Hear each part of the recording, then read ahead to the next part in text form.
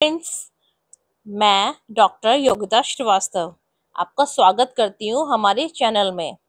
यहाँ बायोलॉजी के कॉन्सेप्ट होते हैं सिंपल, स्मार्ट और सुपर फन के साथ। आज हम बात करेंगे सेल के कंट्रोल रूम यानी बॉडी के डेटा सेंटर यानी न्यूक्लियस के बारे में।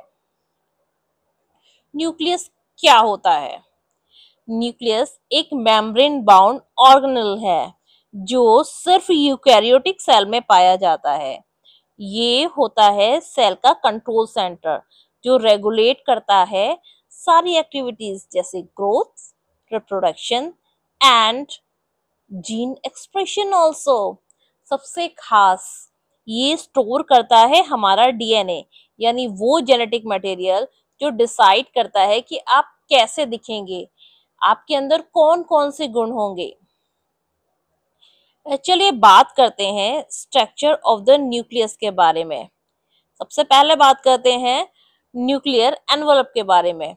ये डबल मेम्ब्रेन जो न्यूक्लियस को सेफली रैप करता है कहते हैं उसको न्यूक्लियर एनवलप।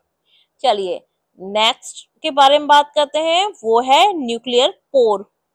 टाइनी ऑर्गेनेल्स जिनके थ्रू मटेरियल एक्सचेंज होता है साइटोप्लाज्म और न्यूक्लियस के बीच, इसको हम क्या कहते हैं? Nuclear pore. पोर मीन्स छेद। न्यूक्लियोप्लाज्म जेली लाइक फ्लूइड जिसमें न्यूक्लियस के पार्ट सस्पेंडेड होते हैं, इसे कहते हैं न्यूक्लियोप्लाज्म। न्यूक्लियोलस यहाँ होती है राइबोसोमल आरएनए की प्रोडक्शन और राइबोसोम असेंबली। कहाँ पे होती है? न्यूक्लियोलस के अंदर। अब बात करते हैं क्रोमेटिन के बारे में।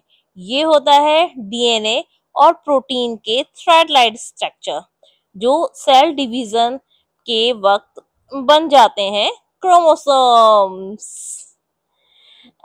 चलिए तो अब देखते हैं न्यूक्लियस के क्या फंक्शंस होते हैं। पहला, सेल के सभी वाइटल फंक्शंस को कंट्रोल करता है न्यूक्लियस। हेरिडिटी डीएनए को स्टोर करता है न्यूक्लियस। इनिशिएट करता है माइटोसिस और मियोसिस की प्रोसेसेस और जीन एक्सप्रेशन को रेगुलेट करता है। राइबोसोम फॉर्मेशन करता है और ये काम वो न्यूक्लियोलस के थ्रू करता है। Let's talk about interesting fact जो कॉम्पिटिटिव एग्जाम में आपकी बहुत ज्यादा हेल्प करने वाले हैं। केवल यूकैरियोट्स में ट्रू न्यूक्लियस होता है।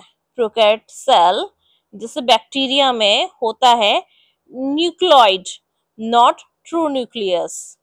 रॉबर्ट ब्राउन ने डिस्कवरी की थी न्यूक्लियस की इन 1831। ह्यूमन सेल में होता है 46 क्रोमोसोम एक्सेप्ट आरबीसी जिसमें न्यूक्लियस होता ही नहीं है। सेल डिवीजन के टाइम न्यूक्लियस डिसअपियर होता है और बाद में वापस अपीयर हो जाता है। चलिए जानते हैं एफएक्यू जो आपके बोर्ड एग्जामिनेशंस में भी हेल्प करेंगे और अगर एसएससी यूपीएससी टाइप आप कोई कॉम्पिटिटिव एग्जामिनेशंस दे रहे हैं उसमें भी आपकी हेल्प करेंगे। फैक्ट नंबर 1, न्यूक्लियस का फंक्शन क्या होता है?